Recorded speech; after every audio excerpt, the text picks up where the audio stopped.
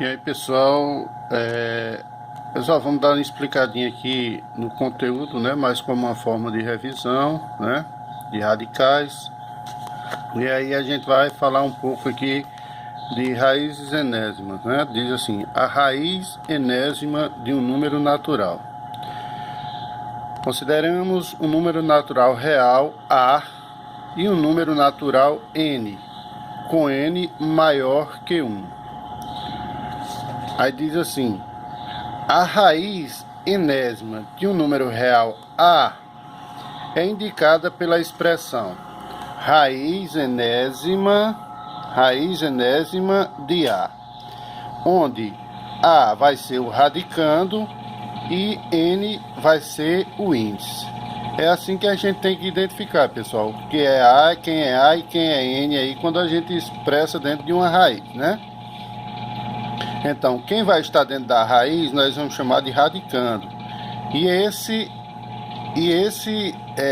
número ou letra aí que aparece aí, né, dentro desse Vzinho aí da raiz, né, usando a forma mais simples possível, né, dentro desse Vzinho aí da raiz, nós vamos chamar de índice.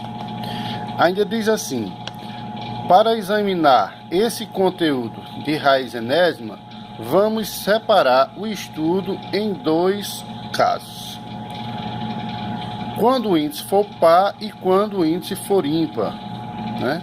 Então fica aí, no primeiro caso nós vamos trabalhar com a questão do índice, né? Ou seja, esse númerozinho que aparece aí no Vzinho aí da raiz, ele foi um número par, ou seja, 2, 4, 6, 8 e assim por diante.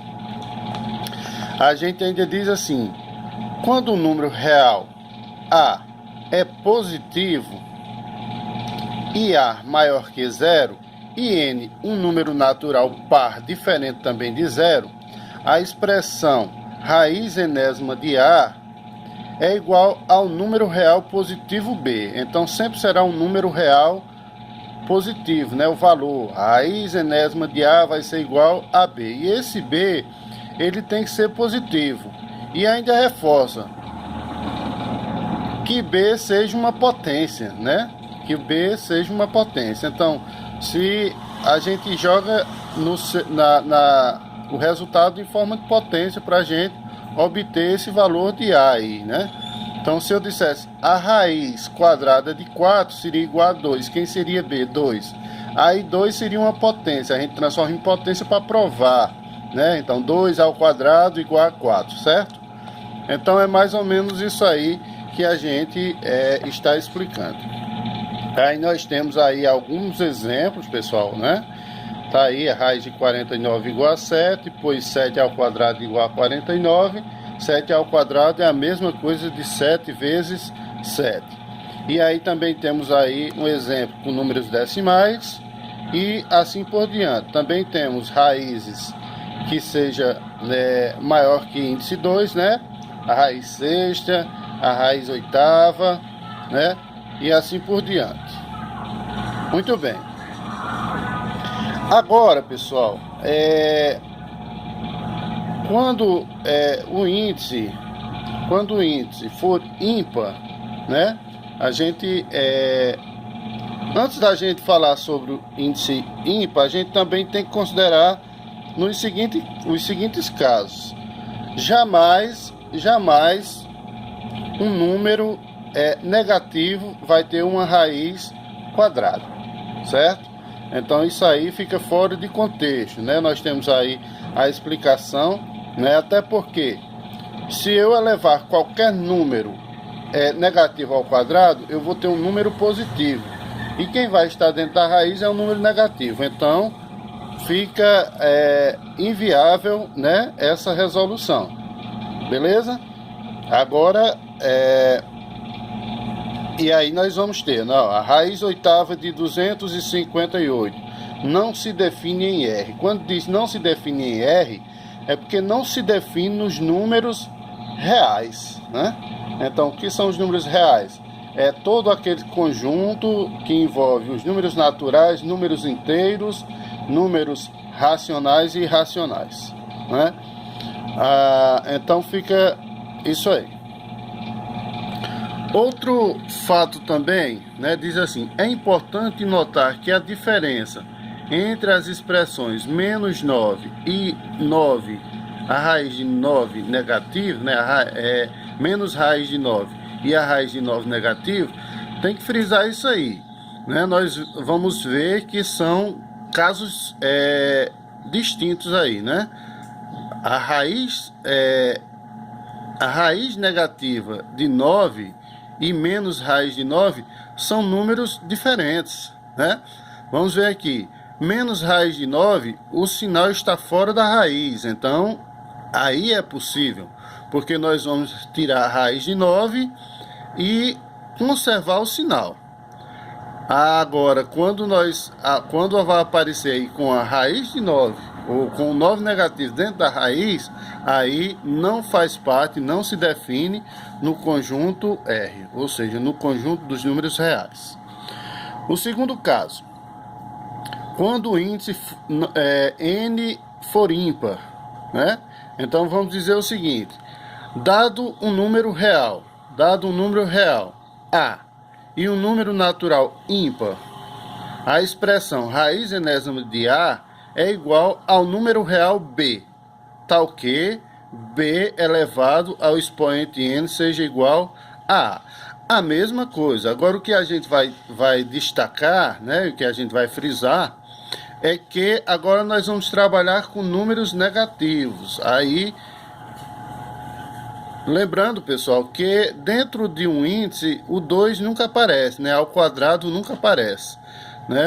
Agora, qualquer número acima de 2, né, no índice, ele tem que aparecer. Olha aí, nós temos agora outros exemplos agora envolvendo raiz negativa, né, de índice negativo, né? Temos alguns exemplos aí, ó. A raiz cúbica de 8 vai ser igual a 2, pois 2 ao cubo, tá vendo? Nós vamos elevar o 2, né, o resultado, ao expoente 3, porque estamos falando de raiz cúbica. Então o 2 ele vai se multiplicar 3 vezes. 2 vezes 2 vezes... Então 2 vezes 2, 4. 2 vezes 4, ou 4 vezes 2, igual a 8.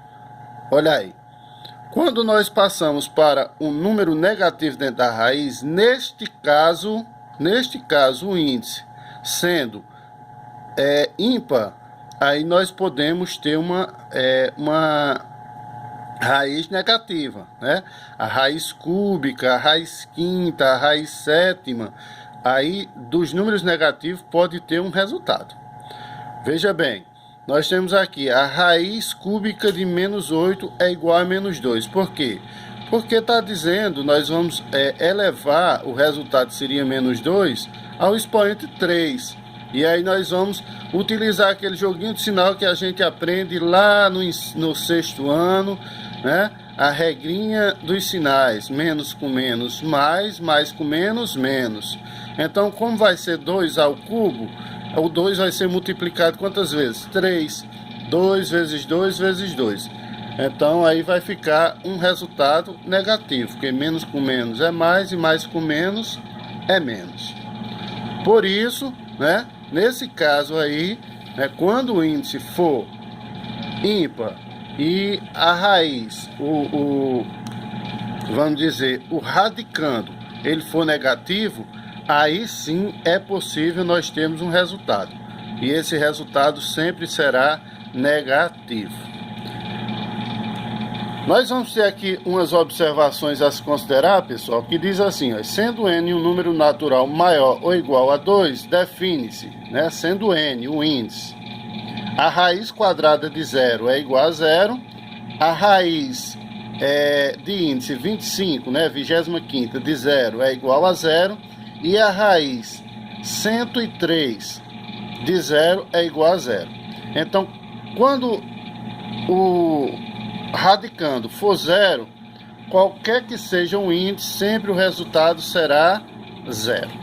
Beleza? Então fica aí, né, nossa aulinha de hoje. Assista o vídeo, preste atenção na explicação, e aí a gente vai colocar uma atividade proposta aí para vocês. Fiquem com